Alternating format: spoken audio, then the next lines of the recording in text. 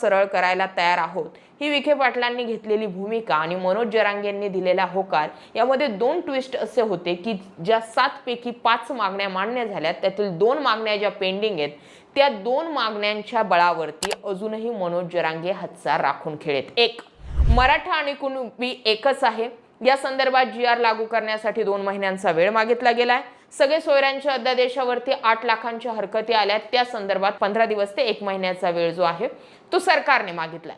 म्हणजे जो वाढीव वेळ 1-2 महिन्यांचा भेटलेला आहे त्यामध्ये या GR मध्ये ज्या काही त्रुटी, मी म्हणत नाहीये आजही की हा GR सगळं फसवा आहे, मी सांगते की या GR मध्ये ज्या काही त्रुटी आहेत त्या त्रुटींवरती पुन्हा बोलता येऊ शकतं। काल राधाकृष्ण विखे पाटील मनोज जरांगेंच्या भेटीसाठी गॅलेक्सी हॉस्पिटलमध्ये गेले। त्याही वेळी राधाकृष्ण विखे पाटील तेच म्हटले की तुम्हाला यामध्ये ज्या काही त्रुटी जाणवत आहेत त्या त्रुटी सुधारून आपण नवीन GR द्यायला तयार आहोत। आता